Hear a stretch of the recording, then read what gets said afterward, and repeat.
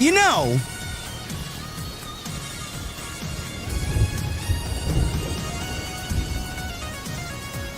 maybe it's not a good idea to invite the fake media, who have nothing bad to say ever, man, and offer absolutely zero criticism whatsoever, and zero honesty whatsoever. Maybe it's not such a good idea to invite the fake media to ask fake questions during a fake press conference for the biggest match at their pay-per-view on Sunday. Not good television, chat. Not good television. Hey, but you know what? Dave Meltzer was in attendance as he glowingly looked at Kazuchika Okada as if he wanted to slip into bed with him. Jesse's not here tonight, man. You got me and me only. We're gonna have some fun, man. We're gonna have some fun. We're going to the venue. The go-home show for Revolution didn't offer anything outside of a banger with Kyle Fletcher and Speedball. But when we get to the venue, I need a drink, you need a drink. When I walk through those doors on this Wednesday night, I want to know, what the fuck are you guys drinking? I'll see you over there.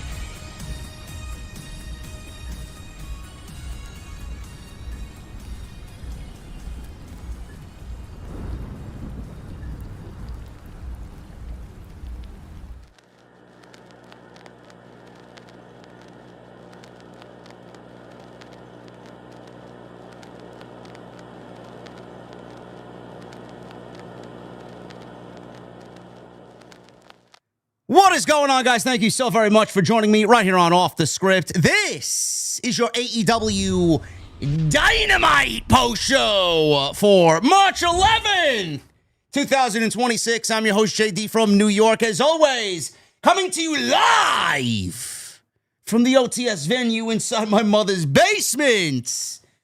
Thank you guys so very much for joining me on this Wednesday evening, wherever you may be. Dynamite.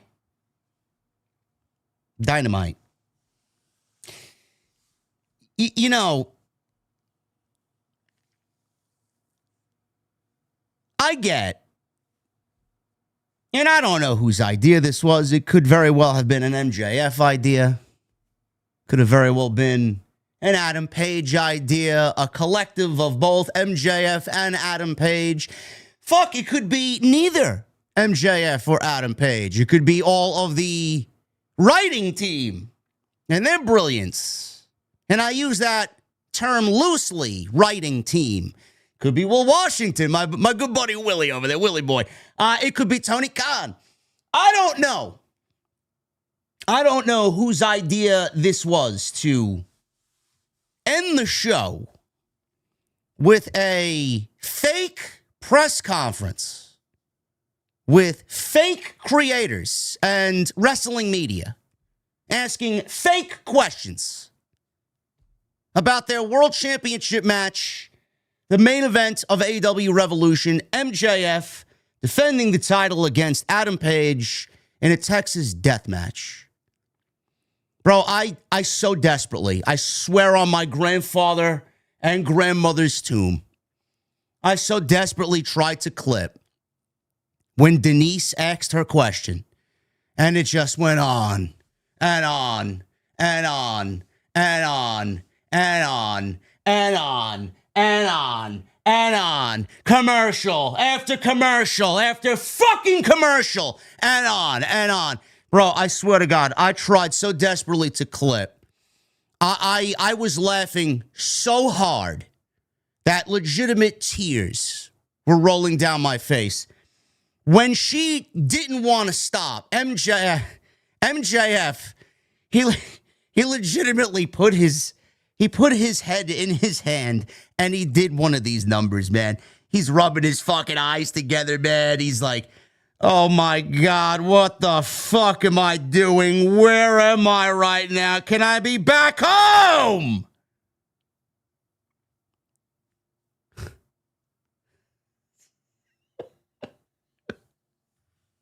Oh my God. Oh.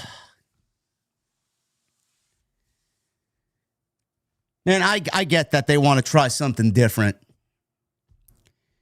But the more, listen, I am a part of the community. I'm not a part of that community. I'm a part of the community just as much as anybody else. I'm one of the biggest creators in this space. We got the biggest numbers live every fucking night. Doesn't matter what night.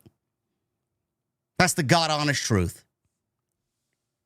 But when you start inviting these fucking half-witted, brain-dead, fake outlets and creators to something like this, bro, I mean this genuinely. This is like Jerry talking. This is not even JD talking.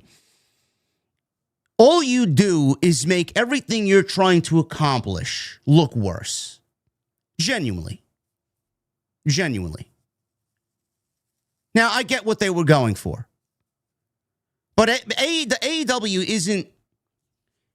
They aren't the promotion that is the most flashy, that is the most glossy, that is the most well-produced promotion out there. I've seen indies with better production. Juggalo Championship Wrestling has better fucking production than AEW. Let's be honest. Bro, if you're going to do a press conference, you can't invite these fucking people there. You can't. Like, I wouldn't even want to be a part of that. Seriously. Like, I barely even want to be a part of the actual fucking scrums that they do because it's a collection of fucking low IQ fucking idiots in a room basically getting a hard-on for Tony Khan, asking Tony Khan a question as if that's their biggest life accomplishment. You can't invite these people to something that big. You can't. Like, I get the post-show media scrum. The talent don't even take the fucking media scrum to be a serious gig. They don't even want to be there half the fucking time. But when you invite these people to be on national television and ask these obviously scripted questions for the biggest match that you're doing at the pay-per-view, how do you think that makes the performers in the pay-per-view look? It makes it look ridiculous. It makes it look like a fucking joke. Everything that they did sounded awful. It looked awful. The production sounded like it came through a fucking wind tunnel, bro. I hear echoes. I hear fucking voices bouncing off walls. I don't understand. And listen, we do the commentary for House of Glory. It sounds like shit sometimes because they don't get their levels right and they don't do this right. And sometimes it doesn't sound like it the way it needs to be. And I hear other promotions and they go through the same thing. Sound is everything. Production is everything. But when I hear voices and promos bouncing off the wall, and it sounds like it's in a fucking tin can, echoing all over the place. What would you like me to think? It sounds awful. And then this is shot with all these fucking people there raising their hand, asking these fake questions, which were obviously scripted. Bro, you got Bryan fucking Danielson moderating this press conference. Why couldn't you, if you wanted to go completely scripted, why don't you have the actual legend standing there moderating the entire thing? Asking MJF, who he has a very big history with in AEW. Why don't you have Bryan Danielson ask Adam Page, who he has a very big history with in AEW? Why don't you have Bryan Danielson, the legend, ask these questions? Why are you giving these fucking peons, these lowbrow, I'll do anything for some fucking street cred and some engagement creators? Why? It's ridiculous. The only time this segment actually mattered is when MJF and Adam Page started brawling into the arena and in and around ringside and in the crowd. I don't even know why they couldn't do everything that they did with this press conference in the fucking ring. Why are you in front of these people and not in front of the actual paying audience that's going to give you a reaction? And then the feed came in through the fucking press conference. The sound from the ringside area, the crowd, the live audience, their whatever, the fucking sound of the arena came through in the press conference, and you could hear chants of, "This is boring." Bro, you legitimately took the entire audience, the entire paying audience out of the moment by going to do this in the back to appease to these fucking geeks. What an awful look. What an absolutely awful look.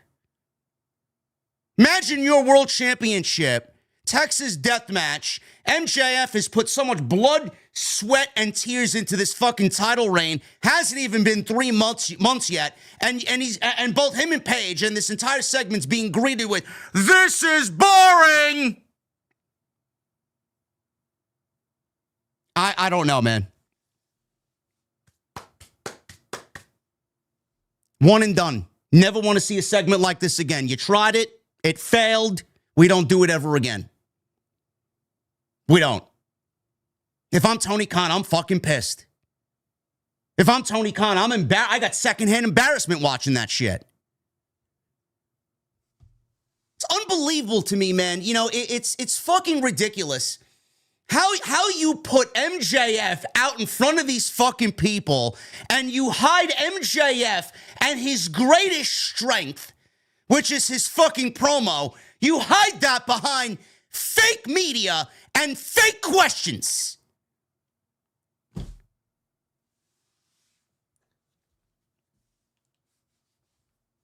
I don't know, man. Yet I'll be greeted with JD's a hater. He hates AEW. He's this, he's that.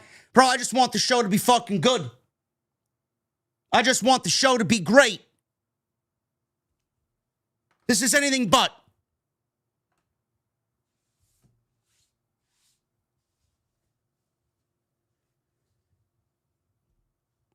There was no big overlapping story coming into this show. The biggest thing that was advertised was this press conference, and they fucking failed. Failed. It actually made me want to see the match less, because I was pretty excited about the match coming in. Everyone's like, is Page going to win? Is Page going to win the championship because of this stipulation? He can no longer challenge for the AEW Championship if he loses. He's got the same stipulation tied to him that Cody Rhodes did all those years ago. There's a way out of it if AEW wants to get themselves out of it. I can tell you exactly what I think is going to happen. Me and Jesse have talked about it the last couple of weeks. We're going to go over that today. Kyle Fletcher and Speedball Mike Bailey had another banger match. Oh, I'm not supposed to use that word. I'm not supposed to use that. I'm sorry. I'm sorry. Sometimes I get carried away, man. Listen, man, I got to put that on the chalkboard behind the bar, bro. I can't use the term banger anymore. Only with Sheamus. Only with Sheamus. When he comes back, we'll use it because that's his thing. I can't use it anymore, man. John Alba ruins the word banger for me. We got to call them great pro wrestling exhibitions. Can't use the term banger in AEW anymore because John Alba, he banged himself against a fucking wall, bending over backwards to appease the AEW overlords. Can't use it anymore. Just feels wrong. Feels wrong. We'll talk about the great wrestling exhibition between Kyle Fletcher and Speedball Mike Bailey. I don't know why we're not getting that match at the pay-per-view after what they did tonight, but what the fuck do I know, man? I don't book the fucking show. We'll talk about the Swerve Strickland, Brody King situation. You know, of all the things Swerve Strickland could have done, man, he wanted to choose to unmask himself wearing a ski mask tonight to attack Brody King, as if we didn't see that enough through 2026, man. What a creative guy that Swerve Strickland is, huh? Give me a fucking break. And then we'll talk about the women's situation. This company legitimately has Willow Nightingale defending her TBS title against Lena Cross. Who? Lena Cross. Lena Cross. Okay, I got it right the first time. Okay. Willow defending the TBS title against Lena Cross on the 0 hour pre-show. And then they put Willow and Harley on the actual pay-per-view, as if there wasn't enough matches at the pay-per-view, on the actual pay-per-view to defend the tag team championships. The Babes of Wrath will defend the tag team championships against Lena Cross and Megan Bayne. How many pro wrestlers does this company employ, chat? How many of these employees are desperately looking, mind you, for a shred of television time? Yet they're using Willow and Lena Cross twice on the same show. After last week, they used Kevin Knight twice in the opening match against MJF and then in the main event in the trios match with the Don Callis family. What the fuck is going on? Fuck do I know, man? I just sit here. We're going to go over it. This is your AEW Dynamite post-show for March 11th, 2026. Jesse's not here with me tonight. Jesse is ill. He has fallen ill.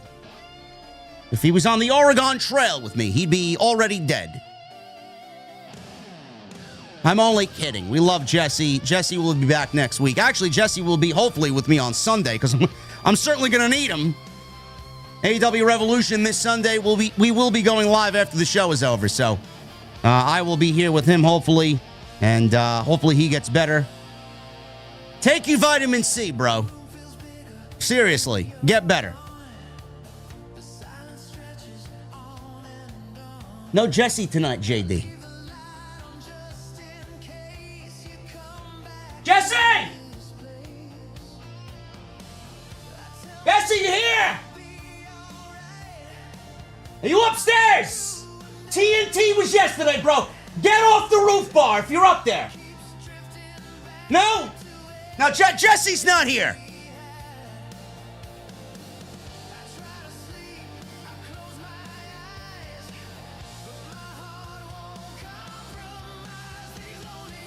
Tekla, Jesse, Tekla. No Tekla tonight. She'll be on the pay-per-view. Jesse will be back next Wednesday. Follow me on social media at JDfromNY206, Twitter, Instagram, TikTok, and Cameo. Hit that subscribe button down below. Turn on the bell for all notifications. Go and check out all the great content on the channel. We were live last night for TNT. Great laughs, great discussion. Your number one destination for all of the WrestleMania season is Tuesday Night Titans. So go and check that out with me and the Salamonster. We were live for Monday Night Raw as well. Great numbers for the Monday Night Raw show on Monday. Great numbers as always for TNT. Guys killed it last night. We got a video going up tomorrow, already in the can, already recorded. Brock Lesnar, his ego may derail the rumored Brock Lesnar and Obafemi match at WrestleMania. We talk about it tomorrow. And then Friday we'll be live for SmackDown. And then Sunday, AEW Revolution, which is typically one of their best shows of the year. And I'm expecting more of the same of that on Sunday night. So we will be live. It's going to be a busy week. Thank you guys for joining me here on Off the Script, here on YouTube. These live streams, man, they're going to be coming at you. Get ready. And make sure you guys are seated properly with a cold beverage. Hit that thumbs up. 324 likes is what I see right now. Goal tonight is 750. Can we do it? I certainly hope so. Super chats are open. Get them on in. We'll hang out at the end of the show. And tonight, we are sponsored by Blue Chew. Blue Chew Gold. Code JD at checkout. Make sure you guys use that code JD at checkout at BlueChew.com to save 10% off your order. I want to thank Blue Chew for sponsoring the podcast right here again tonight on Off the Script. Yes, there are people, Mad Dragon, that believe it. I do not. I do not. I said so in the video. I said so last night as well on TNT.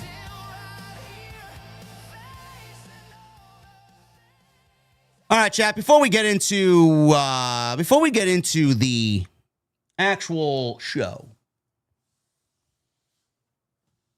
we're gonna play a little game. You know what? I'll save it for the segment. I don't want to jump, man. It's properly prepared. I was coming up with jokes during the stream tonight, or during the show tonight, during Dynamite tonight. We'll save it for the Fletcher and Speedball match.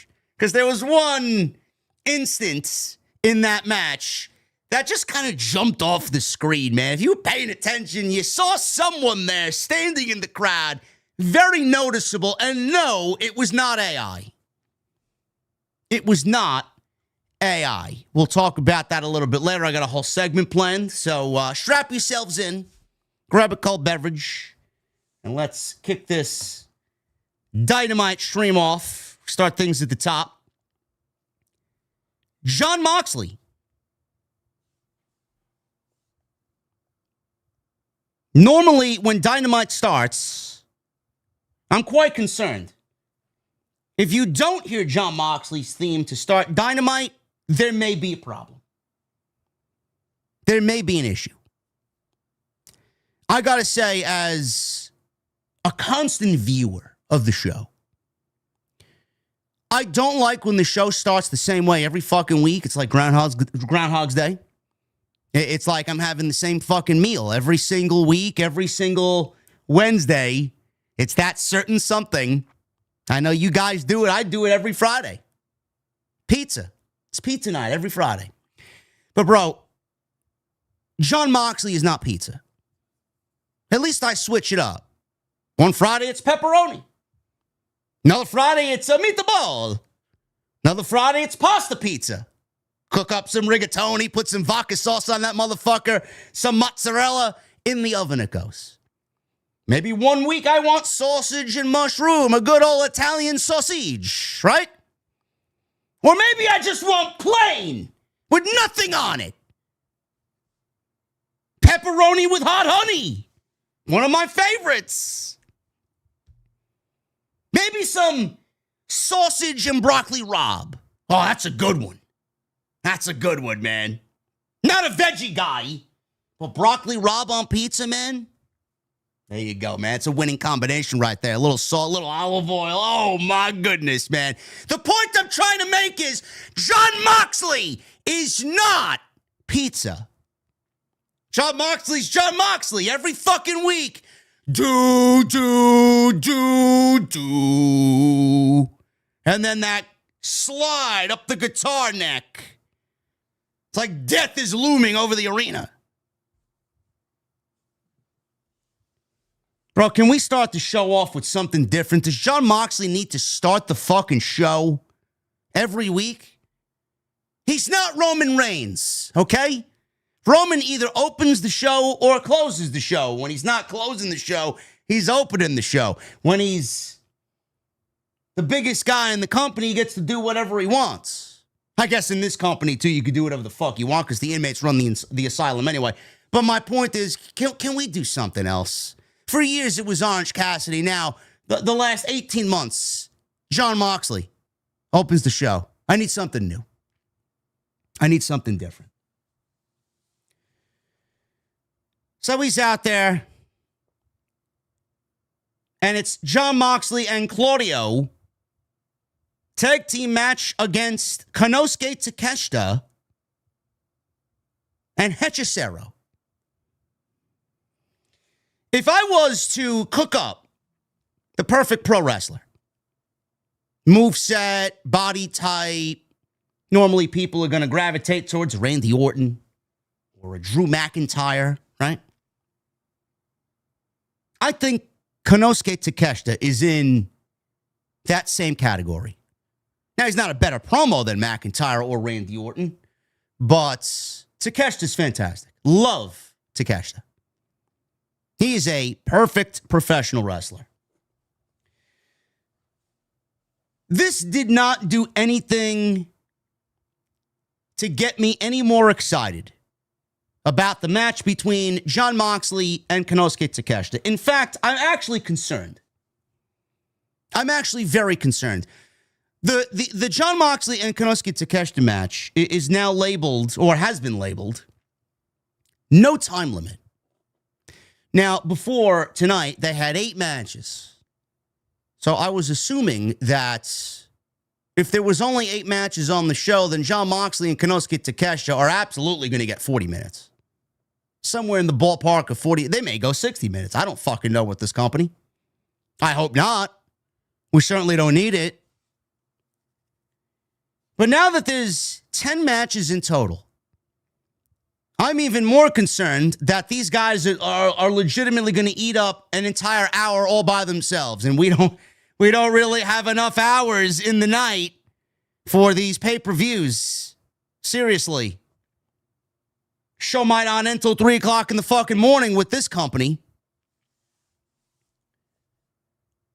This has not done anything to get me any more excited about Jon Moxley and the Don Callis family. He's beaten everybody in the Don Callis family outside of Okada. Well, he beat Okada at the pay-per-view at World's End. So he beat Okada, but he hasn't done anything with Okada since. He's beaten Rocky Romero. He's beaten Hechicero. He's beaten El Clone. Has he wrestled Lance Archer? He's gone through all of the no-bot. Josh Alexander. He's beaten all of the bench players in the Don Callis family. He hasn't beaten Fletcher. He beat Fletcher at the pay-per-view, but they haven't really come across each other. Obviously, Takeshita is going to be his opponent at the pay-per-view. Andrade. He beat all the lower-level guys and now is finally Mortal Kombating himself up the tower to Konosuke Takeshita. And in this case, Konosuke Takeshita is Shang Tsung, and Jon Moxley is going to eat the pin at the pay-per-view, or at least should. I don't know how Tony Khan expects everybody to get excited about Konosuke Takeshita and Jon Moxley when they've done the bare minimum. And I mean bare minimum. It's like you got to get ready for work in the morning, and you got to get out of bed. You got to fucking take your clothes off, hop in the shower, get yourself nice and ready, put a fresh set of clothes on, get the suit jacket on, slick your hair back, brush your teeth, have your cup of coffee, have breakfast, grab your shit, feed the cats, and then out the door. If this was AEW and I was comparing how they handled this storyline to what I just told you as a normal 9 to 5 waking up in the morning, AEW hasn't even gotten themselves out of bed yet. How do you expect me to get excited about this? Like, what is the actual story here between Jon Moxley and the Don Callis family? We've asked this question how many times now? Jon Moxley's out there getting babyface reactions. All he did was cut a babyface promo at World's End. I guess that means he's babyface now. But the thing is, the other guys, when they work without Jon Moxley, they're heel. And when they work with Moxley, they're babyface. Well, am I not supposed to ask these questions? What is the Death Riders' vision now? What is their mission statement? They were supposed to be killed off at All In after Jon Moxley lost the World Championship, and somehow they still remain the strongest group in the entire company. No matter how many people Don Callis has in his family. Poor Darby Allen's battling fucking I get no reaction David Finlay and the rest of the fucking boar dogs. Never mind the war dogs, the boar dogs. No reaction. Poor Darby Allen's wrestling these guys. His whole deal was to eliminate Jon Moxley and eliminate the Death Riders. Now he's battling an offshoot of the Death Riders in the War Dogs. Please make it make sense. Please make it make sense, chat. Please. The Boar Dogs, the Snore Dogs, either one works. Either one works. I like either name. Regardless, I'm looking forward to the match at the pay-per-view. The real story here is Konosuke Takeshita and his frustrations with the Don Callis family. Mainly, Kazuchika Okada. Now, they've taken weeks off of telling that story. It took them legitimately a month and a half to finally go over the screwdriver spot. If you guys remember that at World's End. If you guys remember that at World's End where Okada took the fucking screwdriver and caused Fletcher to have his match with Moxley because that was supposed to be his idea and his spot. And when he went to go look for it, it wasn't there because Okada took it.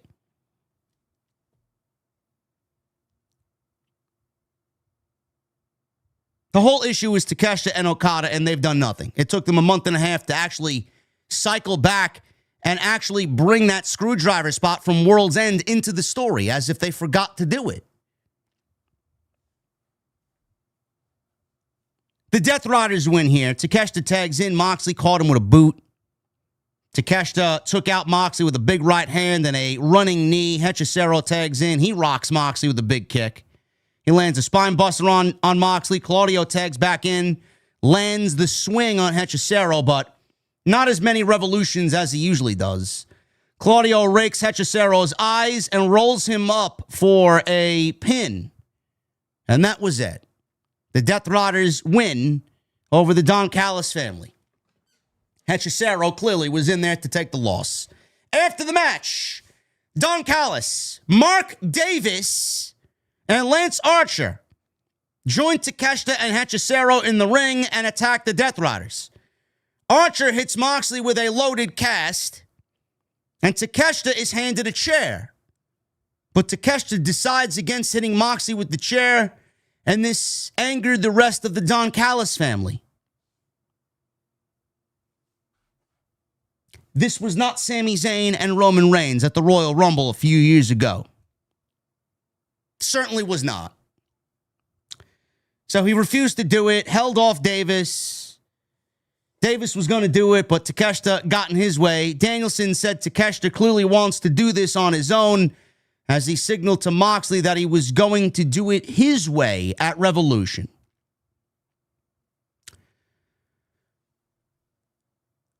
That even makes me more concerned now because it's supposed to be Takeshita beating Moxley. But with that, I have a feeling that Jon Moxley may actually end up getting the win, even though we all know Takeshita should realistically win this match. So, by my count, AEW on Saturday night had Tommaso Ciampa basically recreate the heel turn on Johnny Gargano all over again on Saturday night on Mark Briscoe. That's copying the other team's homework, number one. We got Takeshita not wanting to hit Jon Moxley And a whole situation here with Mark Davis going to do it, but then he stops him. Kind of a play on the Roman Reigns and Sami Zayn and Usos ordeal at the Royal Rumble a few years back. And now we got Takeshita telling Jon Moxley he wants to do it on his own and he wants to do it his way, which is basically the Finn Balor and Dominic Mysterio storyline. So AEW is copying WWE's homework 3 different times in the same week? Please tell me that ain't true, huh? Oh, but JD, the Ciampa was a callback, JD. A callback on Saturday night in front of 250,000 people? On TBS? Or TNT? Wherever the fuck it airs. Not including Max. A callback on Saturday night in front of 250,000 viewers here in the United States against Mark Briscoe after Champ has already been here for what, 3 weeks? Kind of seems very blatant. Yes, let's take one of the most unbelievable, epic moments in NXT history, maybe the greatest moment in NXT history, with the greatest feud in NXT history, and recreate it with Mark Briscoe, whom I have no history with in AEW. That sounds like a great idea. Sure, Tony Khan was... That's so great. We did it better than them.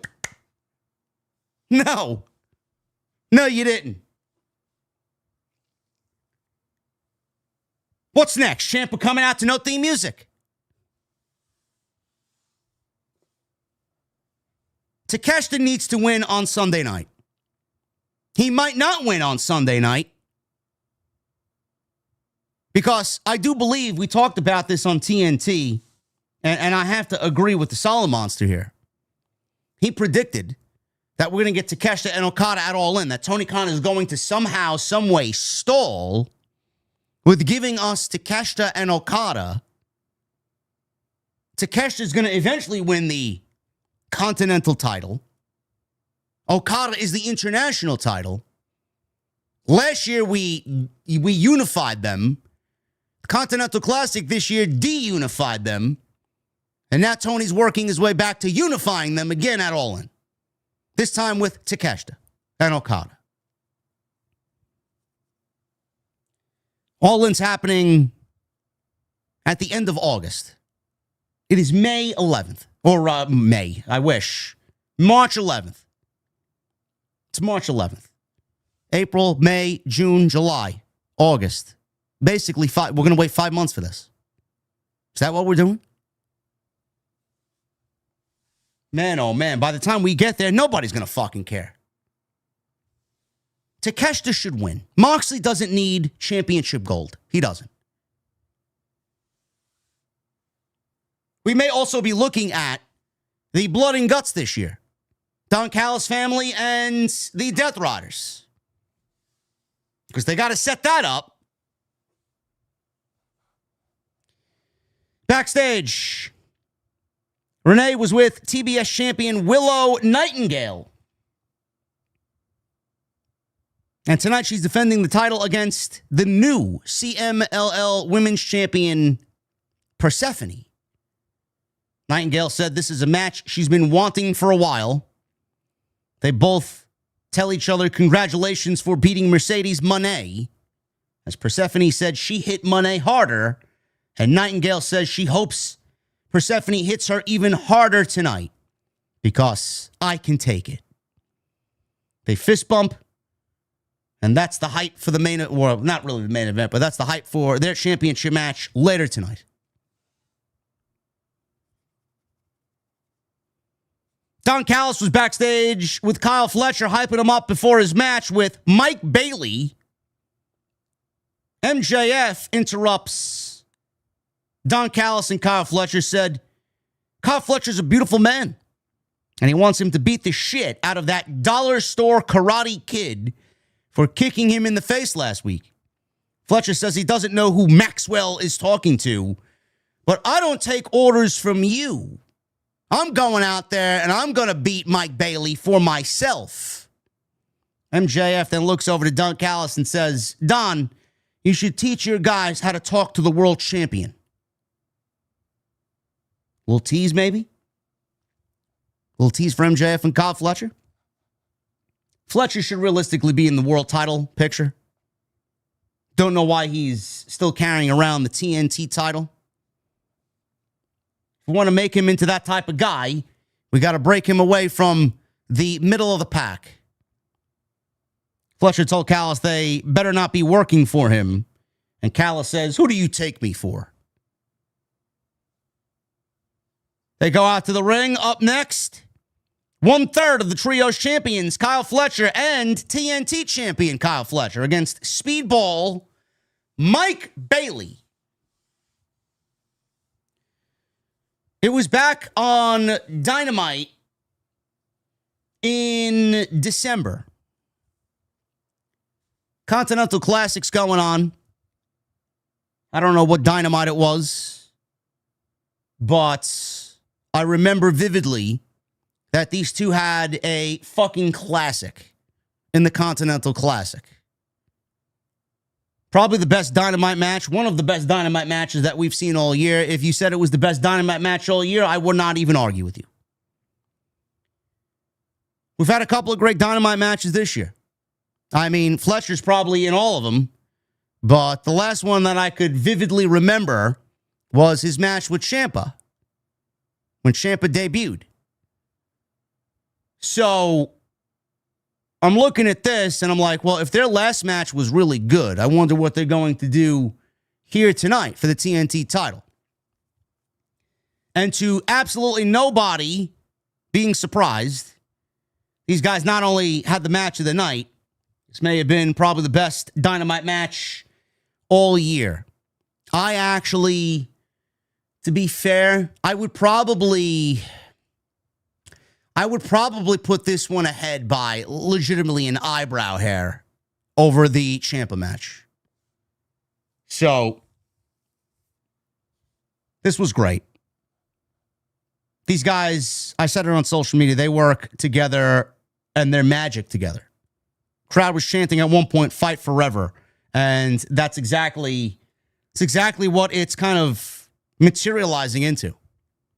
I know a lot of people don't like Speedball for one reason or another. I see some people using the Jim Cornette lingo in the chat, calling him Hong Kong Phooey. I get it.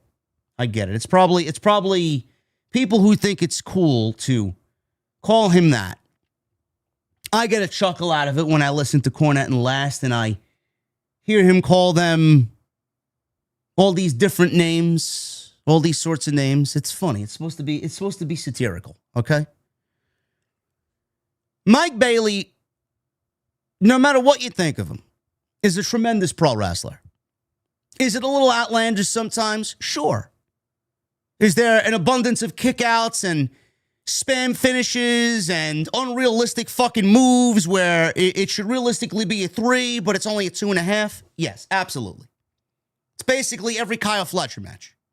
Like a Kyle Fletcher match could end 6 or 7 different times and doesn't.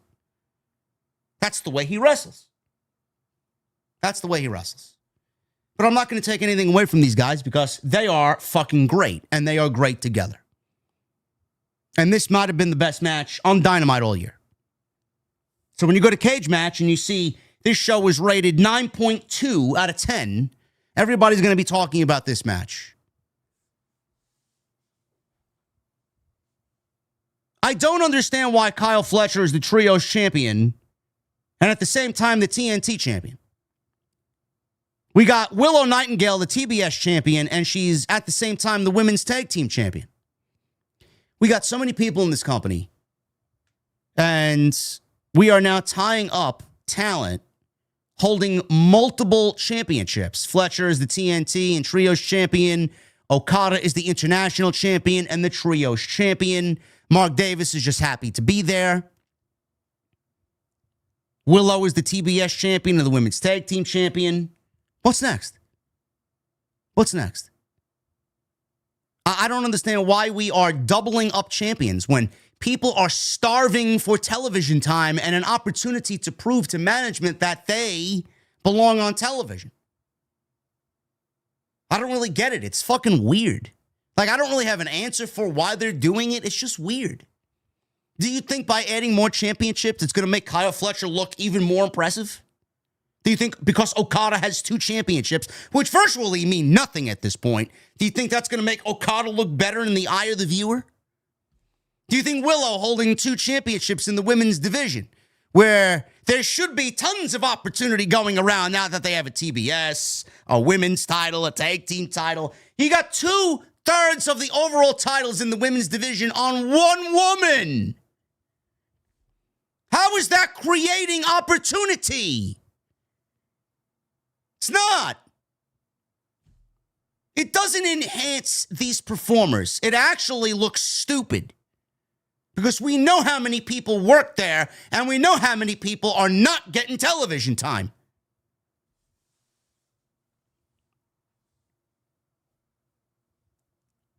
The bell rings. Bayley delivers a kick right to Fletcher's chest at the start of the bell. Fletcher runs over Bayley with a kick to the chest to the outside, then gets Bayley up on his shoulders and sends him crashing into the ring steps, throws him shoulder first. So Fletcher gets Bayley back in the ring. He delivers a suplex to him, then whips Bayley into the corner. Hard spine first. Bayley comes back, lands a hurricanrana on Fletcher, lands a kick to his chest, follows it up with a standing moonsault, goes for cover. Fletcher kicks out. Bayley, he lands a poison rana on Fletcher on the ring apron. Wouldn't be a Dynamite match. Wouldn't be an AEW match if we didn't drop someone on their fucking head on the ring apron. What do I know? We go to a commercial break. We come back from the break. Bayley executes a backslide on Fletcher. Fletcher kicks out, lands a crossbody on Fletcher off the middle rope on the outside, then follows it up with a moonsault off the middle rope. He then takes Fletcher, throws him back into the ring, goes up top, looks to land a 450 splash on him. Fletcher rolls out of the ring, but Bayley catches him with a tornado off the top rope to the outside. Once again, rolls him back in the ring. Fletcher kicks out after a 2 count and sends Bayley crashing into the top turnbuckle face first. Lawn darts him. Bayley comes back, delivers his signature double flipping knees on Fletcher. He calls that, what does he call that? I forgot what he calls that. Does anybody know what he calls that? That flipping double knee? The something weapon? The lethal weapon? It looks great. It looks like it fucking sucks. The ultimate weapon. That's what he calls it. The ultimate weapon. So he takes Fletcher out with another kick right to the head. Goes for a cover. Fletcher kicks out. Bayley now has an armbar locked in on Fletcher. Fletcher powers up to his feet, lands a sit-out powerbomb that looks beautiful on Bayley. Ring announcer yells into the microphone that there are 5 minutes remaining. 5 minutes. You know, just a minor critique here. I actually like when... I hate when the ring announcer has got to get on the microphone during the match and just yell over everybody. Where is it? Do I got an echo? There's 5 minutes remaining. 5 minutes remaining in this TNT Championship contest. 5 minutes remaining.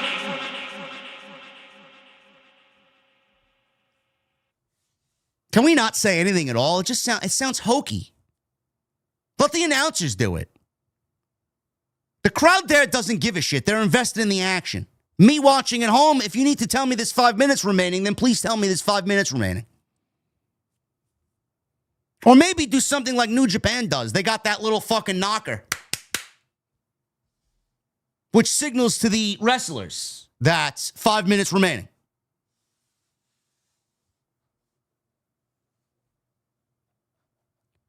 Five minutes remaining.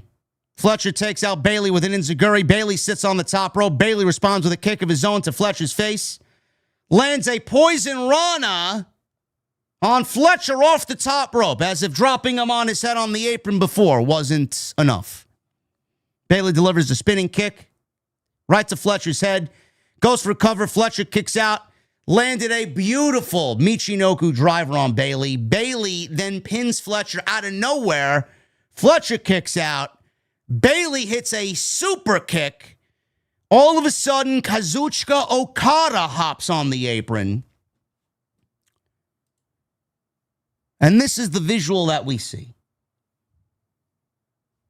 Kazuchika Okada hops on the apron. This leads to Fletcher taking out Bayley with a rake to the eye. Hits him with the TNT title because Mark Davis was out there. Slides the belt in.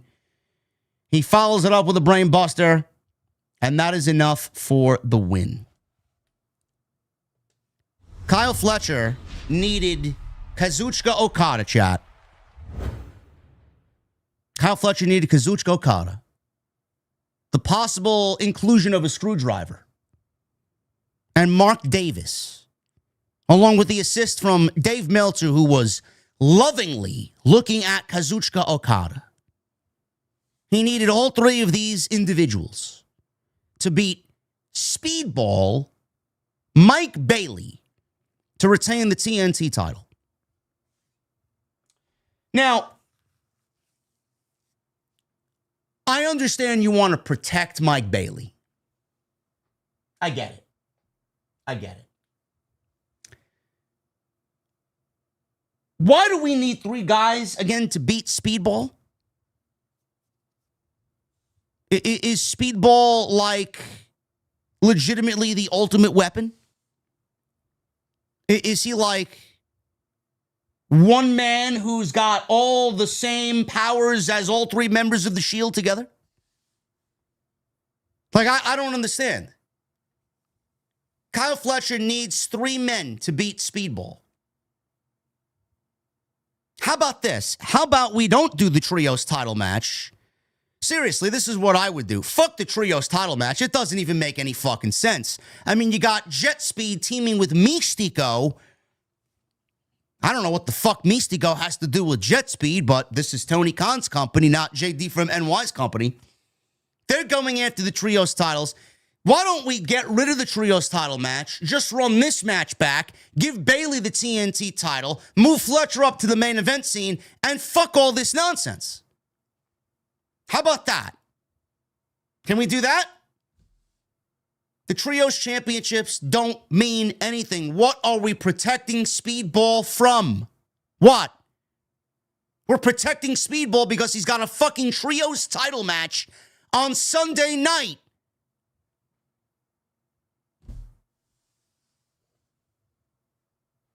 Unbelievable. This was the scene outside. This was the scene outside. As you see there, Dave Meltzer is in attendance for AEW Dynamite tonight. I like to call this segment, what is Dave Meltzer looking at?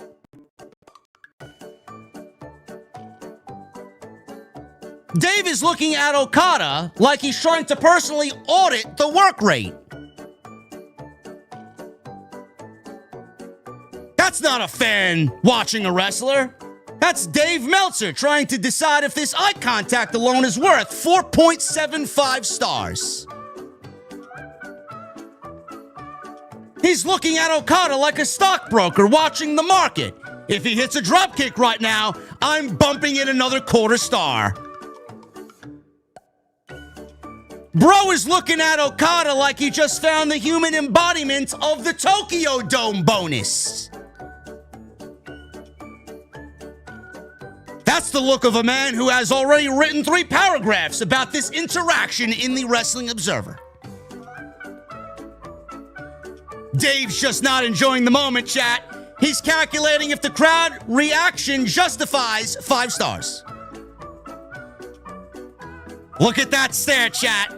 That's the face of someone trying to decide if Okada blinking counts as a near fall. Dave Meltzer's watching Okada like he's about to unlock the secret 7th star. Dave Dave looks like a scientist observing a rare element. Incredible! Ocadium! Isotope! That's pure work rate. I swear to God, chat, Dave is about 2 seconds away from pulling out a notebook and going, technically the stare was 4.5, but if it happened in the Tokyo Dome, I'd give it a 6. Look at Dave Meltzer, chat, staring at Okada like he's about to whisper, this match would be 6 stars if we were in the Tokyo Dome. That's not the look of admiration, chat. That's the look of a man trying to decide if the handshake is worth 4.25 stars or 4.5 with the right crowd reaction. Dave is looking at Okada the way a wine critic looks at a $5,000 of Bordeaux. Dave is studying Okada like he's a rare Pokemon card. Mint condition. Japanese edition. 5 stars. That's the face of a man who's already writing the Observer review in his head. Dave's not watching the moment. He's calculating work rate per minute. Dave's stare says, if this interaction lasts another 10 seconds, I might bump the rating. I've seen people look at their newborn children with less fascination. Dave is staring so hard he's about to break out a notebook and start diagramming the sequence. He's looking like he's waiting for Okada to lock up so he can shout, "That's 5 stars already!" Dave looks like he's about to ask Okada to blade for the rating. And I've never seen a man look at another man like he's a walking match of the year candidate.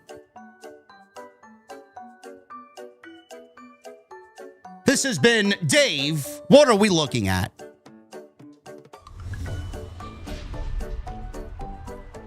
You gotta be fucking kidding me.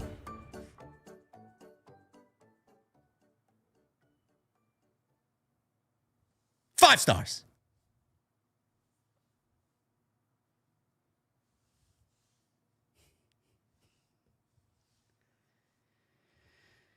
Oh my God. Can the bias get any more clearer, chat? I mean, if he's not on the payroll, I would be fucking shocked. Shocked. It's so nice of Tony Khan to invite his co-booker to AEW Dynamite in San Antonio, man. That's great. What a nice guy that Tony Khan is, huh?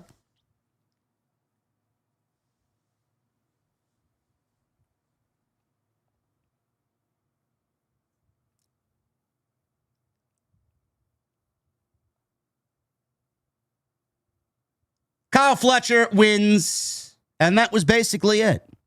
At this point, Brody King makes his way to the ring. Why we need a standby match for Brody King when you could have saved us the waste of time this was to just send him out to cut a quick little promo and do what he needs to do, say what he needs to say in regards to Swerve, and then move on. So I don't even have a name for this guy. I mean, who was this guy? Did he have a name? I don't even think this guy had a name. This was a standby match, apparently. Brody was in street clothes. He's got a standby match, but he wasn't ready for his standby match. Brody was looking for Swerve all day, couldn't find him. Bell sounds, big lariat, gonzo bomb. Basically, that was all she wrote. Post-match, Brody high-fived the fans at ringside. He walks over to one fan, and in the front row is a guy wearing a hoodie and a black ski mask. It ends up being Swerve Strickland in a black ski mask, choking Brody King out with his chain.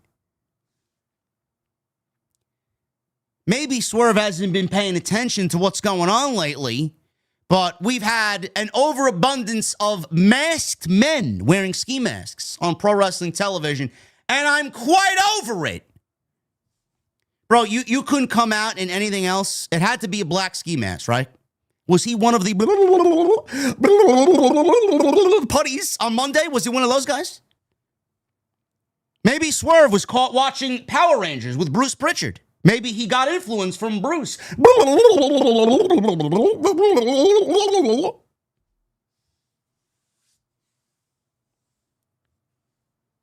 Last year was the year of theft. This year is the year of ski masks.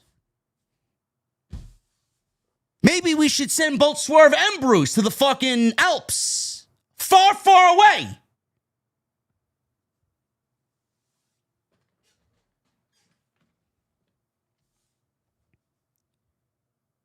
So he's got this chain around Brody's throat. Swerve unmasked himself.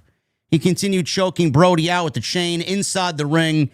Brody slowly rose to his feet. And then, super realistically, he snaps the chain in half. Strickland couldn't believe it. He tried leaving the ring. He was dropped with a back suplex and a big corner cannonball.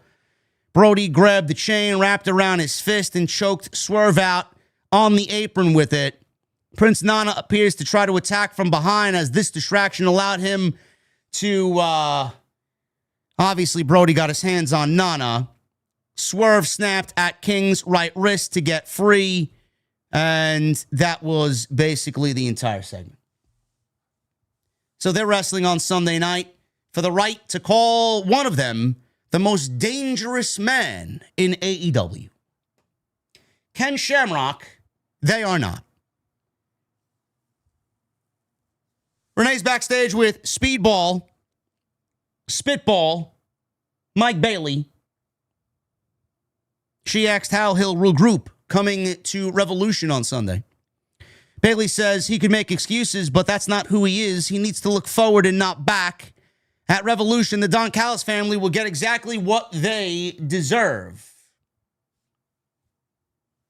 Fantastic. Darby Allen. He teamed with Orange Cassidy against the Snore Dogs. Tonight it was Gabe Kidd and David Finlay. Clark Connors had the night off, at least from in-ring action.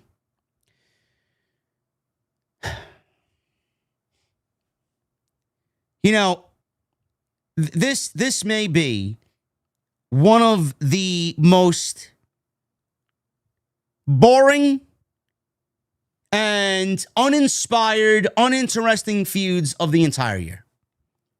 I swear to God, when I run down my worst of 2026, this will certainly be at the top of the list.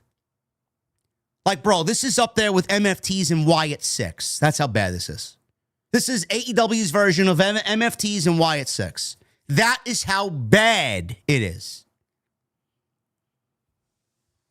You know, I find it funny. David Finlay, he was interviewed by Sean Ross Sapp and Fightful Select. Apparently, he gave the reason on why he signed with AEW. So, if I can find it here, let me see what he said. If I can find the quote. Well, he was supposed to, I think WWE wanted him to go to NXT if he was to go to WWE. They were going to put him in NXT.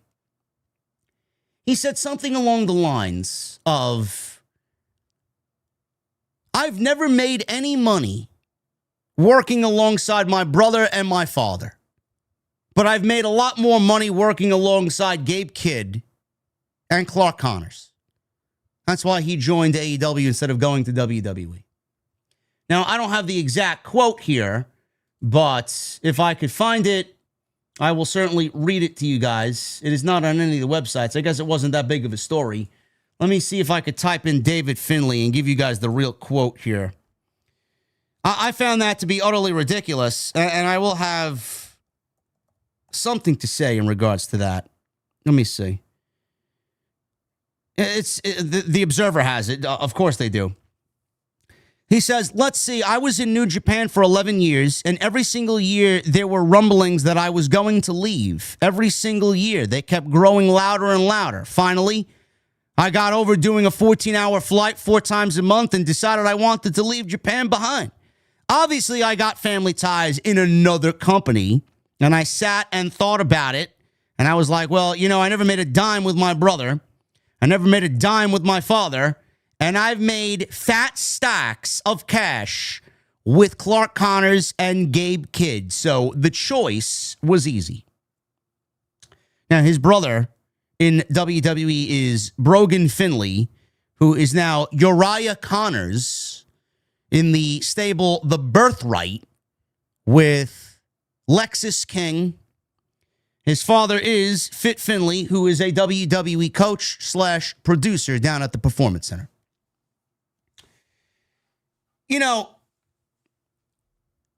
I'm never going to tell anybody how to make any money. If you want to go make your money, and I'm sure Tony Khan offered him a boatload of money to come to AEW. I'm sure the money was very easy and the decision was very easy. At some point, you're going to realize that money isn't everything. A lot of these guys are going to make their money now and then eventually go on social media and start complaining that their opportunities have dried up and that they're a lot better off somewhere else and that they're underutilized or they want more in-ring time. I just want to wrestle and all this other nonsense.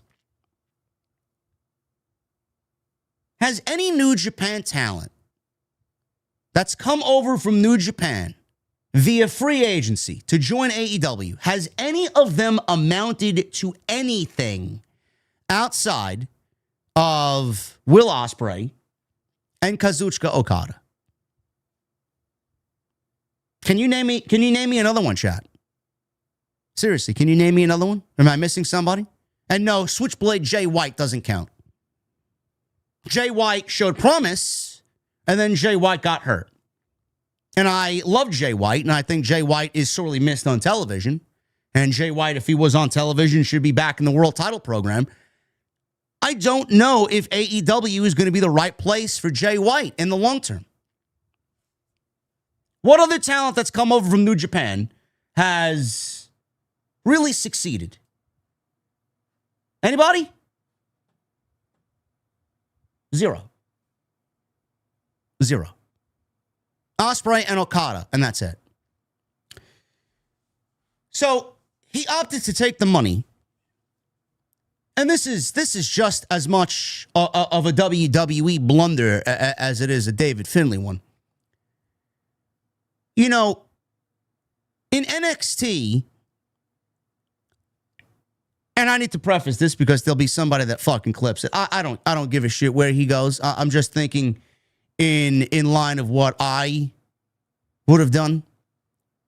He went to AEW to walk into a dead-end program with Darby Allen, Roderick Strong, and Orange Cassidy just because he wanted to work with his buddies, which is great. But he doesn't realize that if he went to WWE, he would have his brother, he would have his father. The learning curve would be a little bit difficult, and it would take a little bit of time to acclimate himself to what they do there. They probably would have given him a different name, whatever that may be. The long-term prospect of Fit Finlay's son in WWE is going to be more beneficial than making your money now and working a dead ice-cold program with Darby Allen in AEW.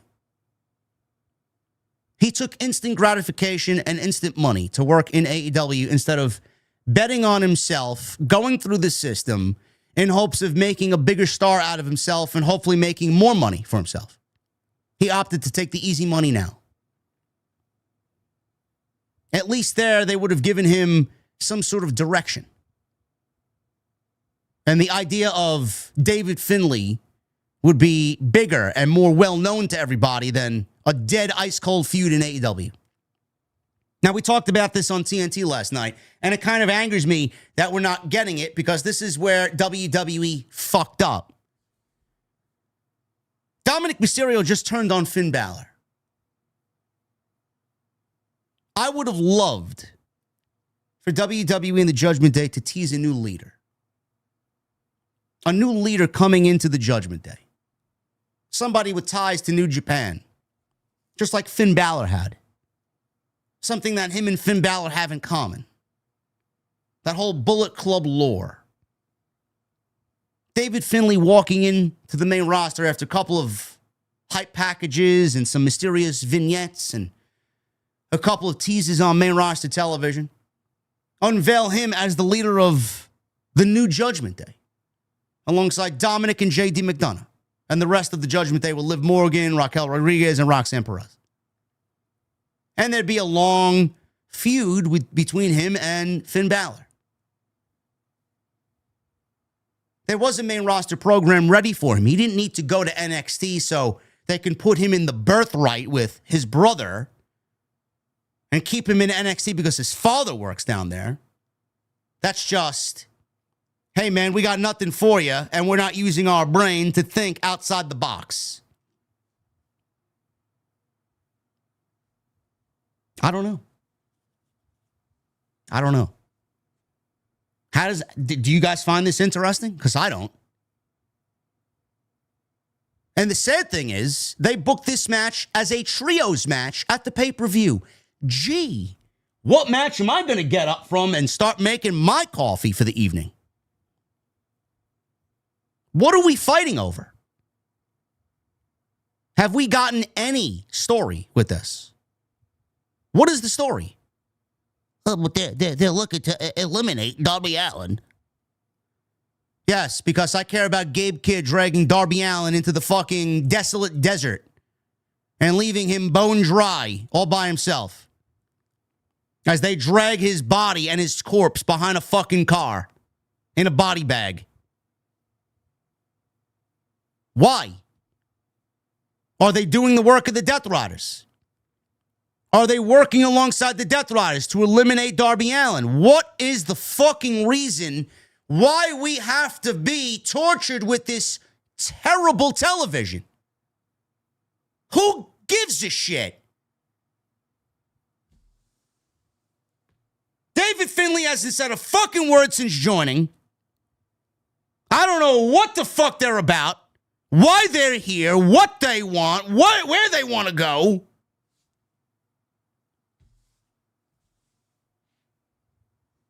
Wasn't Gabe Kidd in the Death Riders? Beats fucking me. You think they tell that? Are they working with the Death Riders? Do the Death Riders still want Darby eliminated? I don't fucking know. I don't know.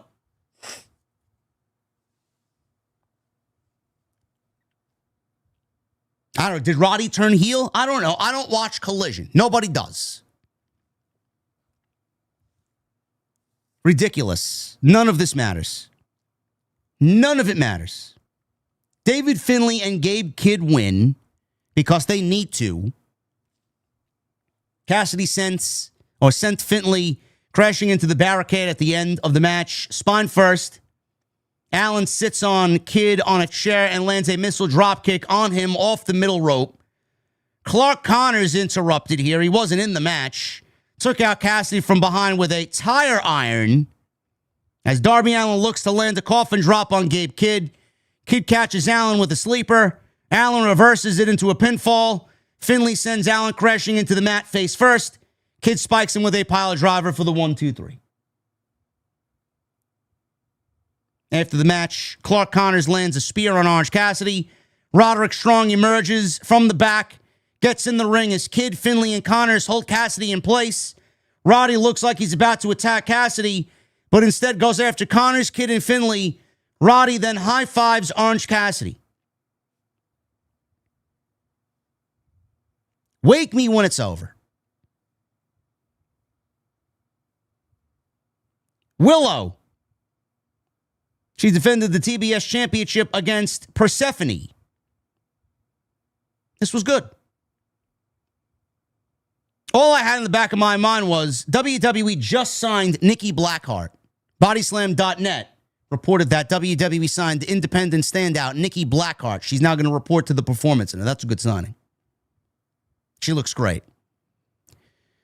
All I'm thinking about here, Chad, and please tell me if you thought the same thing. WWE,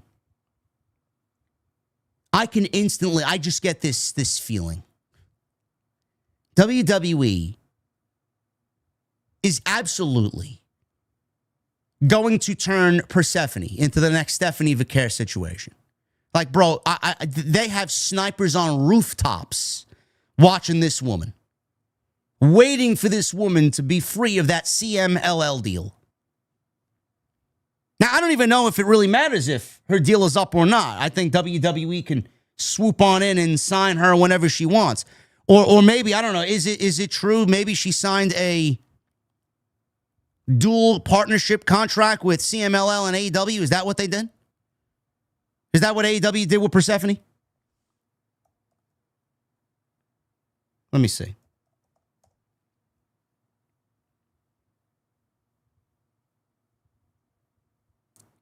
I don't know if that's the case. Maybe you guys can figure it out.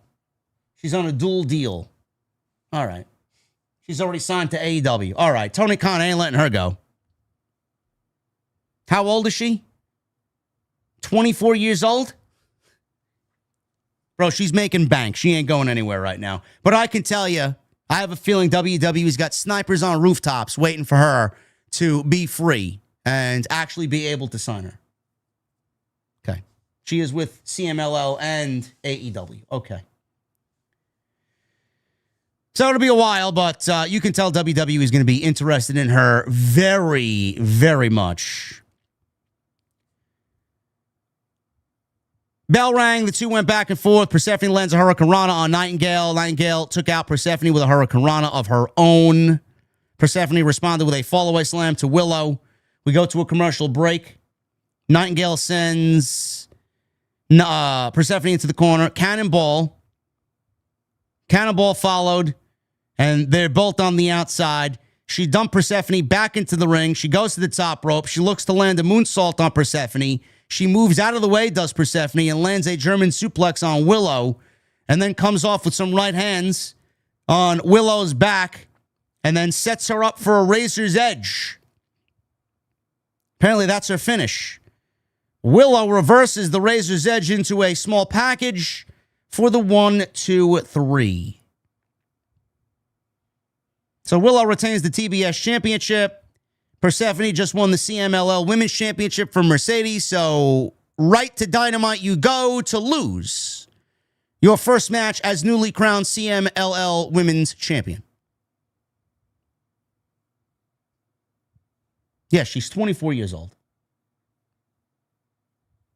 24 years old is Persephone.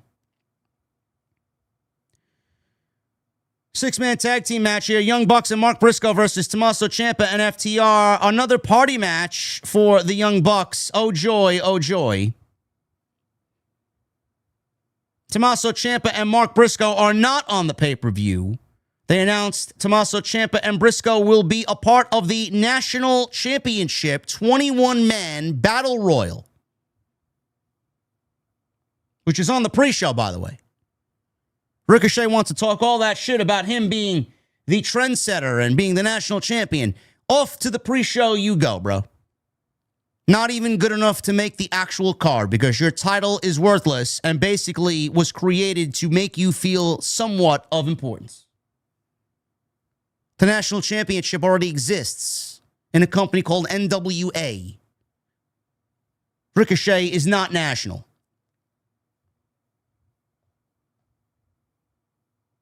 Pick it up after the break here. Dax and Briscoe exchange chops with one another. Briscoe flies off the barricade to take out Harwood on the outside. Nick lands a step-up knee on Harwood back in the ring. Somewhere Meltzer's pitching a fucking tent in his pants because he's watching his favorite tag team of all time live in the front row in San Jose. Briscoe follows it up with a splash, lands a razor's edge neckbreaker combination on Dax with Matt. Dax levels Matt with a clothesline, tags in Ciampa. Tommaso comes in and He's with Wheeler. They look to double team on Nick. Ciampa accidentally hits Wheeler with a super kick.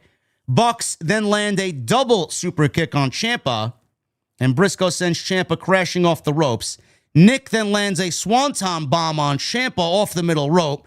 Matt Jackson followed that up with an elbow drop off the top. Briscoe then delivers a froggy bow to Ciampa, goes for cover, only gets a 2 count because FTR broke up the pin. Nick is then sent crashing through a table that was set up on the outside because the fans in San Jose chanted, "We want tables!" One of the worst chants outside of what? In pro wrestling. So he was sent crashing through a table that had been set up by FTR. FTR land the Shatter Machine by taking out Briscoe. Ciampa then pins Briscoe. Matt sends himself into Harwood, crashing into the pin to break the fall. Matt sends Harwood crashing on top of the announce desk. Dax hits Matt with a monitor that was sitting atop the announce desk. FTR then lands an assisted pile driver on Matt. Dax is with Matt on the table. Cash comes off the barricade and stuffed pile driver double team on Matt. And he comes landing on top of the announce desk, which does not break because it's made of solid oak. Inside the ring, Ciampa delivers a running knee to the back of Briscoe's neck. He sets up for a J-driller of his own, but Wheeler clocks him from behind. Ciampa then delivers a running knee to Briscoe for the win. And that was basically it. Ciampa and FTR win. So I think this is basically setting up the Young Bucks winning the tag team titles at Revolution in Los Angeles, because what other outcome is there?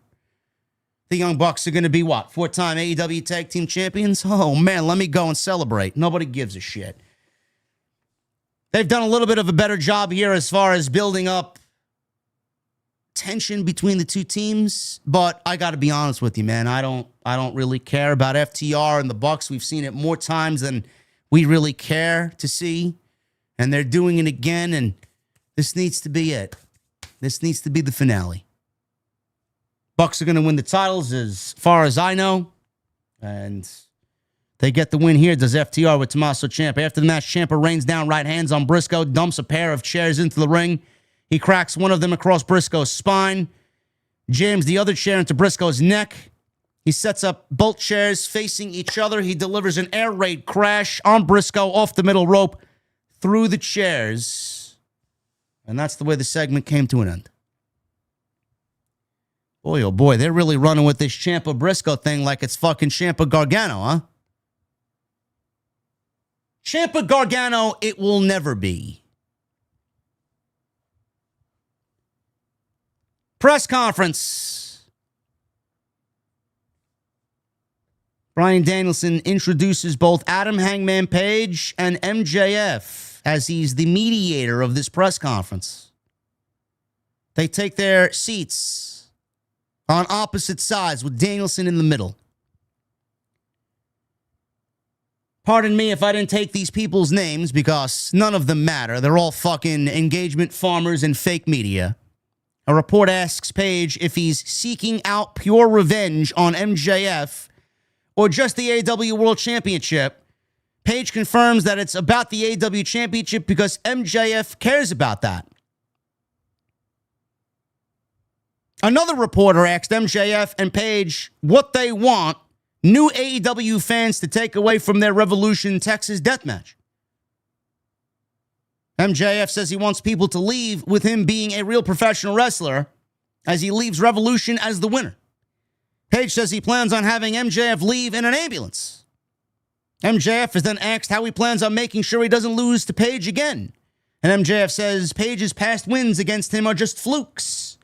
Page is asked what lessons he's taking from previous Texas death matches that he's taken part in. Page says he's the master of Texas death matches as he's made and ended careers in them.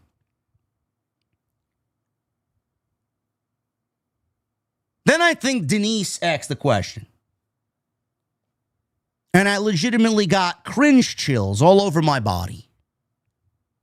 She asked Paige if this is the convergence of all his past stories in California. MJF put his head in his hand, rightfully so, because who could listen to that voice for more than 5 seconds? Page says it is.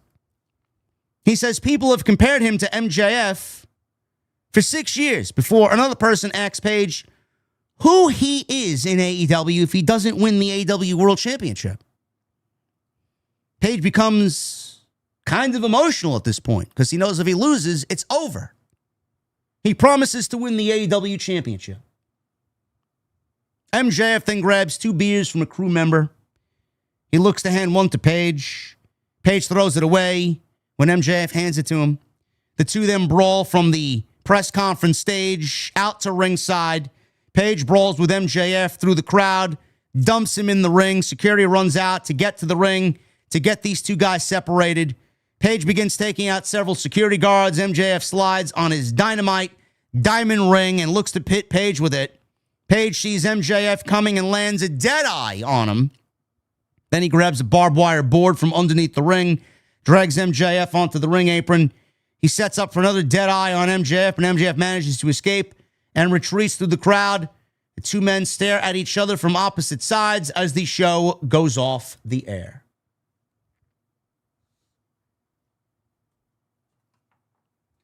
Might have been the worst segment that AEW Dynamite's done all year. And this is coming from a big MJF mark. This is coming from someone who thinks Adam Page is excellent. I don't know what to tell you. Maybe we don't do press conferences anymore. I said all I needed to say in the open of this show. I don't need to add on top. I don't know what else to even add at this point. This was one of the worst segments of Dynamite that I could remember. Seriously. From the production to the sound to the echoing to the fucking fake media to the scripted questions. Bro, MJF thrives in a non-scripted environment. Seriously. For all the people that don't want him to go to WWE, what's the one criticism that everybody has about MJF landing in WWE? Oh, MJF's not going to be able to be MJF. MJF's going to be scripted, and MJF's going to be neutered. Yet here you are, sitting MJF in front of these fucking hacks, asking scripted fucking questions that a second grader could ask, and that's what you want your world champion to be. That's how you want your world champion presented for your main event at Revolution. Come on, man. Awful, awful segment. I pray to God they never do one of these again. What they should have did was have Bryan Danielson mediate this in the fucking ring in front of a live audience. That's what they should have did. Bryan should have been the one asking the questions. If you wanted everything to be scripted, why give that to the fake media?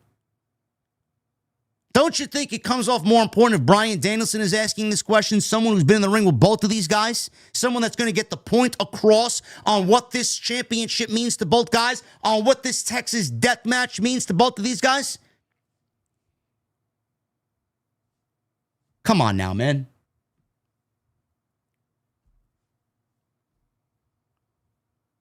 That's your Dynamite coverage. Again, not a lot going on, man. You know, basically, this Revolution show is a culmination of pro wrestling and the basics of basics story. It's basically what it is.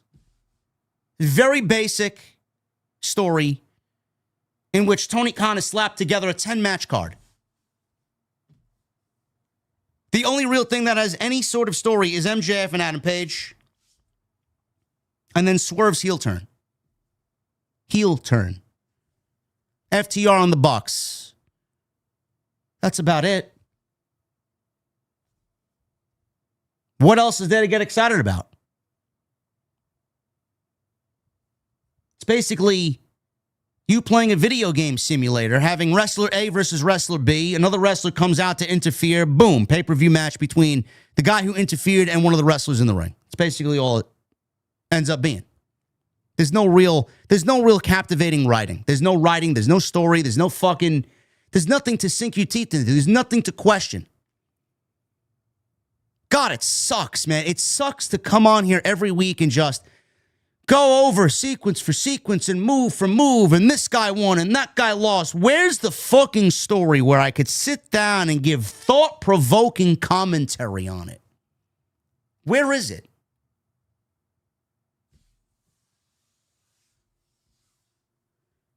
Fletcher and Speedball was fucking great. Everything else on this show, I mean, if you missed it, you seriously missed nothing. Nothing. And then on top of that, they want to give you a fucking fake press conference with fake media, and it comes off fucking terrible. Thank you guys for joining me tonight. We're going to get into your super chats in just a second. Follow me on social media at JDfromNY206, Twitter, Instagram, TikTok, and Cameo. Hit that subscribe button down below. Turn on the bell for all notifications. Go check out all the great content on the channel. There's plenty of it. Live on Monday for Monday Night Raw. Live on Tuesday night, Titans with the Salamonster. Wednesday night, we're live tonight. We got a video going up tomorrow. Friday, we'll be live for SmackDown. Sunday, Revolution. Hoping to have Jesse back here in the venue. Continue to hit that thumbs up. Super chats are open. Get them on in. Best way to support what we do here on Wednesday night. And shout out to my sponsor for tonight's show, Blue Chew. BlueChew.com. Code JD. Get yourself some Blue Chew Gold. 10% off when you use that code JD at checkout at BlueChew.com. CM Punk was supposed to apologize on Monday for comments he made about Roman's father. The Usos wanted him to apologize. They dragged him out there. Roman Reigns wasn't there. He's probably seething at home with anger, formulating what he's going to say about Larry next week. Punk doubled down. He basically ended up calling Roman Reigns a narcissistic, egotistical, plastic politician. He says he's sorry Roman's cousins are blindly following someone like that. Turned into chaos. But when things get intense like that, when the pressure's on and you're stepping into a big moment like that, you better be ready to perform. That's where Blue Chew Gold comes in. Blue Chew just dropped their newest innovation from the #1 chewable ED brand, and this one is built different. Blue Chew Gold is a 4-in-1 powerhouse that combines 2 active ingredients that support blood flow to turn up the arousal and connection in your brain and in your body. And the best part? It dissolves under your tongue and can work in as little as 15 minutes. That means when the moment calls for the main event, you're ready to step into the ring. This is peak passion and peak performance in one tablet. Think of it like if the bedroom performance were WrestleMania, Blue Chew Gold is the undisputed champion walking into the main event. Next time she hits you with that late night you up text, don't cut a promo. Show up ready to go for gold. Make life easier by getting harder and discover your options at BlueChew.com. Special deal for all my listeners tonight. Code JD at checkout. At BlueChew.com, get 10% off your first month of Blue Chew Gold with code JD at BlueChew.com. Please visit the website for more details and important safety information. And I want to thank them for, once again, sponsoring the podcast right here on Off the Script.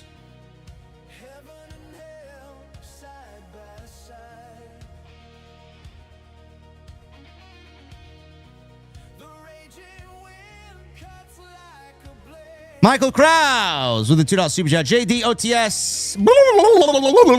Putties. How's everyone? Let's go. Yeah. Thank you, Michael.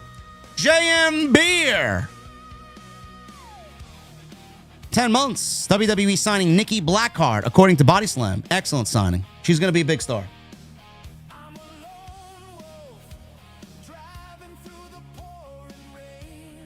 Michael Krause with a $2 super chat. Get well soon, Jesse. Yeah.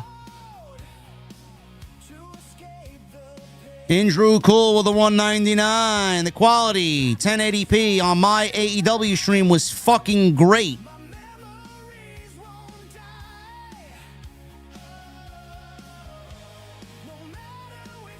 Michael Krause with the $2 super chat. That last song last night, JD, who is it by? LOL.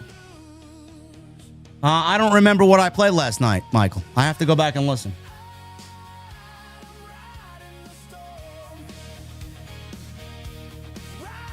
Tone C with a $2 super chat. Drinking a hazy IPA. Hope Jesse feels better. I'm not a big IPA guy. You know what I do like? I like a milkshake IPA. Not a big IPA guy, but St. Patrick's Day's coming up. You better believe I'm having some Guinness. Brandon with a 2. Makes you think how bad the press conference will be after the pay-per-view. Well, all the same people that were there on TV tonight asking those scripted fake questions are going to be at the post-show media scrum. Christopher Smith with the $10. I bought a record player yesterday. What are some recommendations for vinyls I should buy? I don't know what you listen to, brother. Me, I collect hard rock and heavy metal vinyls. Right now, I'm in the midst of collecting Metallica vinyls. I got Master of Puppets, I got Black Album, and I got Ride the Lightning. I need Kill 'Em All. I need And Justice for All. I need Load, Reload, Saint Anger, Death Magnetic, and whatever their last one was, which was fucking terrible.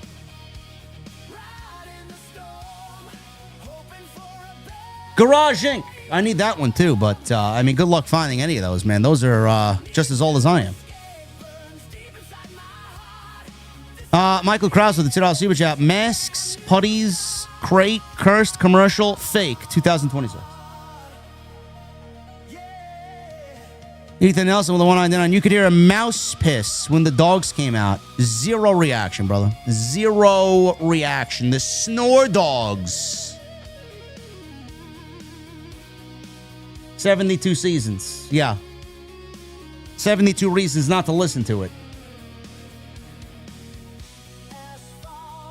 Death Magnetic gets a lot of hate. Triple M? From who? I thought Death Magnetic was fucking good. All Nightmare Long was one of their best tracks that they've written since how long? There was a couple bangers off that album. That's from Metallica, who plays as simple thrash as possible.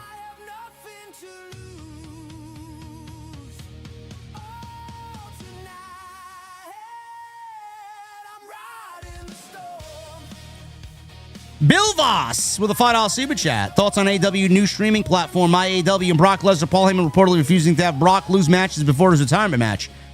We made a video on that for tomorrow. And I don't really care about the My AEW streaming platform. It's probably a contingency plan for when they aren't able to land a TV deal. It's either that or YouTube. Stephen Beatty with a $2 super chat. Salute to you, my brother. Appreciate the common sense. Not many people have it, Stephen.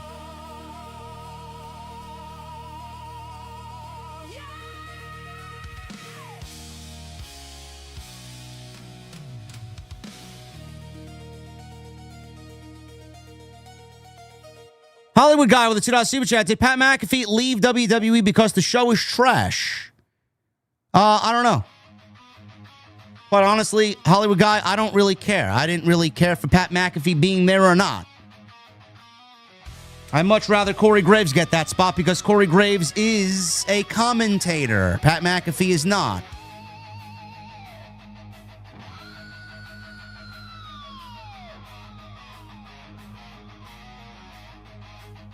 Gev with a $5 super chat. A huge problem with the modern booking is that the idea is we got to drag out the story until the important pay-per-view to make viral moments. It ruins pacing.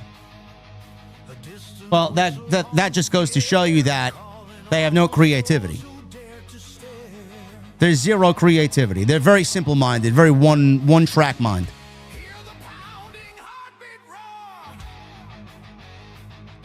Michael Krause with the $2 super chat. 10 stars for Dave if he gets in the ring. Soundwave 80s with a $4.99. Kyle versus Speedball was a great match. I really think they should have a rematch at Revolution this Sunday. That's what I said.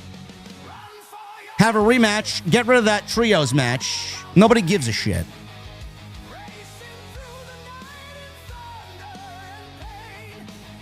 Michael Krause with the $2 super chat. Jay, that your comedy deserves a Grammy.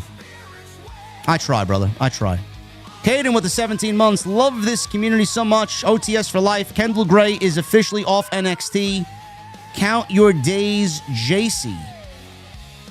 Oh, she's off to NXT. Kendall Gray is my favorite women's wrestler at the moment. I love her. She's fucking great. Marshall D with a $4.99. Denise eats corn the long way. Be nice now, Marshall. Be nice. Yeah, she's in LA. She's got her own stage show. I wonder how many people actually paid to sit in attendance to watch Denise have a stage show.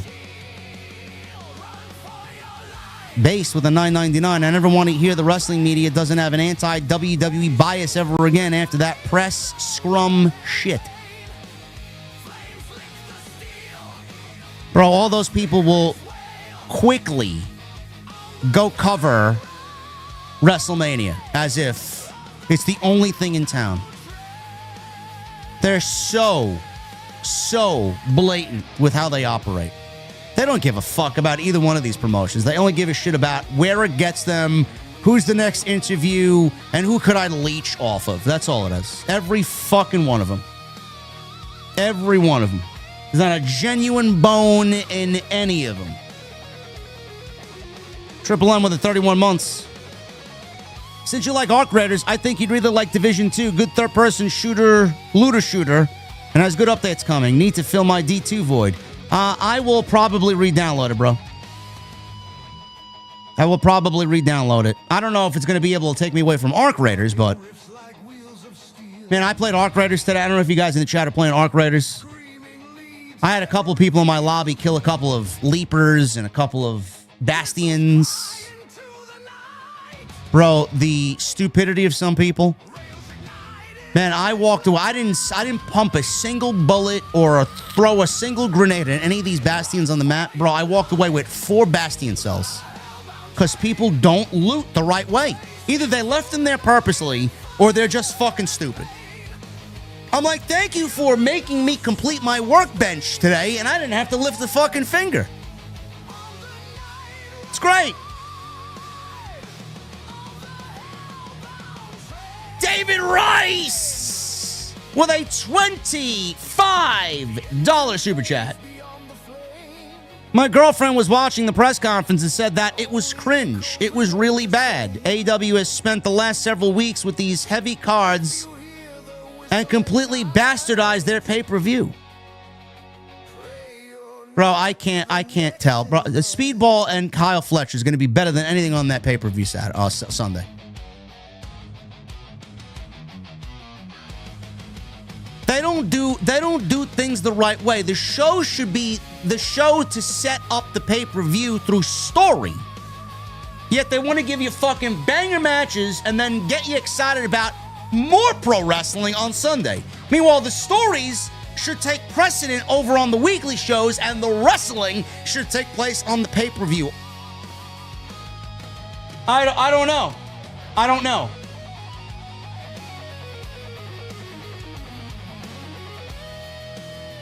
I don't know.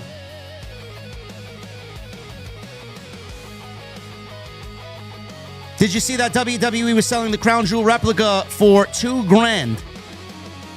Only produced 20 and they sold out. I did get the Andre the Giant replica title. Bro, I didn't know that. Bro, listen, man, 20? Bro, those things were probably gone in about 20 seconds. Seriously. And Basic with a 35 months. Why have the fake media ask questions? To have them glaze AEW on their YouTube channels. Denise is hard to watch.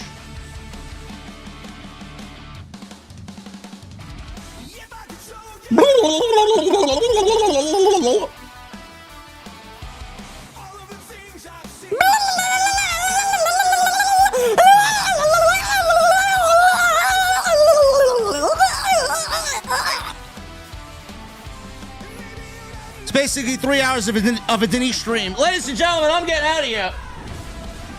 I'm getting out of here. I'm about to hop on Arc Raiders. Thank you guys very much for all your support. How I made 2 hours out of this show is fucking insane, man. Fucking insane. Thank you guys for all your support. Please follow me on social media at JDfromNY206, Twitter, Instagram, TikTok, and Cameo. Hit that subscribe button down below. Turn on the bell for all notifications. Go check out all the content on the channel. We got some more content coming tomorrow talking about Lesnar, Obafemi, Lesnar's ego. Is the match happening? Is the report true? I don't think so. Friday will be live again for Friday Night SmackDown. Cody's the new champion. How many dislikes is Cody going to get this week? We'll find out. Continue to hit that thumbs up. Leave a comment down below. Let me know what you thought of AEW Dynamite. And again, thank you for the super chats and all the love. Where are we at the likes? Where are we at with the likes? 606? Yeah. Yes, I know. Dynamite sucks. I know. I know. We don't have this problem on Monday or Tuesday or Friday. We don't. Maybe Friday. I'll see you Friday for SmackDown. I'll see you guys later.